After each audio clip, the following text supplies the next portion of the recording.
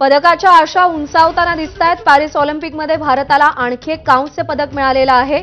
याआधी मनू भाकर हिने कांस्य पदक भारतासाठी मिळवलेलं आहे आणि आता 10 मीटर एअर पिस्टल मिश्र दुहेरीमध्ये भारताला कांस्य पदक मिळालेलं आहे। मनू भाकर आणि सरबजीत हे दोघे जण तिसऱ्या क्रमांकावर होते आणि त्यामुळे भारताला कांस्य पदकाची अपेक्षा होती आणि करोडो भारतीयांची ही अपेक्षा पूर्ण झाली आहे। मनू भाकर आणि सरबजीतच्या जोडीने कांस्य पदकाची कमाई केली आहे। तर मनू भाकरच्या नावावर एका विक्रमाची नोंद झाली आहे। एकाच ऑलिम्पिक स्पर्धेमध्ये 2 पदके जिंकणारी मनू भाकर ही पहिली भारतीय खेळाडू ठरली आहे। विजय साळवी आपले प्रतिनिधी सध्या आपल्या सोबत आहेत। विजय, अत्यंत अभिमानाचा तेवढाच आनंदाचा हा क्षण पुन्हा एकदा भारतीयांच्या वाट्याला।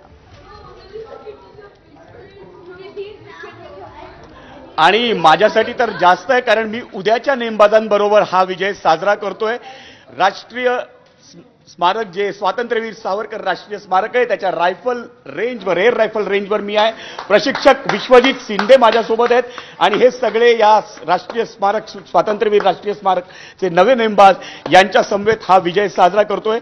विश्वजीत, मनू भाकरनं या पॅरिस ऑलिम्पिकमध्ये एक मोठा इतिहास घडवलाय। 2 पदकं मिळवणारी भारताची पहिली कुठलीही खेळाडू असेल आणि ती नेमबाज असावी, हे तुमच्यासाठी अभिमानास्पद आहे। निश्चितच तुम्हाला काल पण दिसलं होतं की मनू भाकर एवढा कॉन्फिडन्स होता की ती मेकअप करूनच आली होती आणि ती जिंकून दाखवला। आज पण ती पूर्ण तयारीत होती, आज पण आम्हाला माहिती होतं, पण सरबजीत सिंगची मला जरा भीती वाटली। पण आज तर सरबजीत सिंग चांगला उजवा खेळला, सर्व शॉट्स त्यांनी चांगले 10 मारले आणि आज तुम्ही पाहिलं की आपण अगदी चांगली लीड घेतली होती। थोडंसं कट टू कट कॉम्पिटिशन झाली, पण finally we were the winner in spite of the Korea being our opponent who were strong team. We beat them and we won it. आपण जिंकलो त्यांना हरवून, यात मला खूप आनंद वाटतोय, कारण आजची कॉम्पिटिशन जरा टफ होती।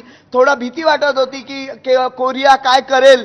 काल ती चॅम्पियन होती, इंडिव्हिज्युअल चॅम्पियन, आणि तो मुलगा पण चांगला शूटर होता।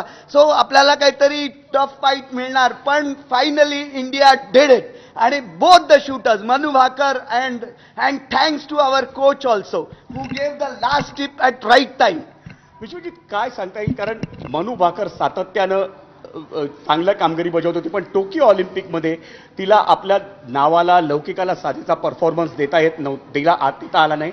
पण तीच मनू भाकर पुन्हा एकदा तिचा जुना प्रशिक्षक जसपाल राणाकडे गेली आणि एक नवा चमत्कार घडवला। एका गुरुचं योगदान काय असतं त्याच्या शिष्याच्या कामगिरीमध्ये? निश्चितच जसपाल राणा हा खूप मोठा शूटर होता, त्याला स्वतःला कॉन्फिडन्स होता, त्याला शूटिंगचं संपूर्ण अगदी इंटरिम ज्ञान होतं आणि त्यापेक्षा सर्वात महत्त्वाचा म्हणजे त्याच्याकडचा जो ॲग्रेसिव्हपणा आहे तो त्याच्या शूटर्समध्ये इतका चांगला घालतो की ते शूटर्स असे बनतात की ते काही तुम्ही पाहिलं असाल, जसपालने ज्युनियर टीमला शिकवायला सुरुवात केली आणि ज्युनियर टीमला सिनियर टीमला इंडियाच्या हरवलं, सगळ्या आर्मीवाल्यांना डिफीट करून, आणि आमची ती सिनियर टीम झाली। नंतर त्यांनी वर्ल्ड चॅम्पियनशिप आणि वर्ल्ड कपमध्ये ह्याच ज्युनियर मुलांना, मग तो सौरभ चौधरी असो, हे छोटी मनू भाकर असो, अशा सगळ्या अभिषेक असो, या सगळ्यांनी इतक्या वर नेलं की त्यांना वर्ल्ड चॅम्पियन बनवलं। आणि मग थोडे दिवस आपल्याला जसपाल बाहेर गेला काही कॉन्ट्रोवर्सीमुळे, पण पुन्हा, आणि त्यावेळेला असं झालं होतं की अचानकपणे नवीन कोच आणि नवीन वेगळ्या पद्धतीचा कोच, शांत कोच।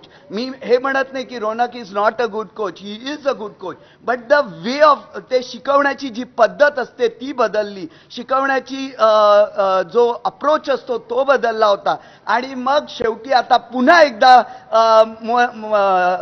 जसपाल राणाने चमत्कार डिसिजन घेतलं की आपण जसपालला घ्यायचं आणि जसपालने त्याचा चमत्कार पुन्हा एकदा करून दाखवला। एक नव्हे तर 2 मेडल आज ऑलिम्पिक्सला मिळाले आणि तिसरंही कुठे जाणार नाही, कारण तिसऱ्या इव्हेंटमध्ये तर जसपालचा इव्हेंट आहे। विश्वजीत, मनू आणि सरबजीत या दोघांनी या ब्रॉन्झ मेडलच्या पर्यंत मजल मारली होती, पण ब्रॉन्झ मेडलच्या या मॅचमध्ये जर टेक्निकली बघायचं झालं आणि एक सिनियर नेमबाज म्हणून तू त्याचं विश्लेषण कसं करशील? सरबजीत आज बऱ्यापैकी शांत होता, त्यांनी खूप सुंदर पद्धतीने शूटिंग केली आणि मनूने पण छान केलं, पण जेव्हा शेवट जवळ आला तेव्हा कुठेतरी मनू ढेपाळताना दिसली तुम्हाला.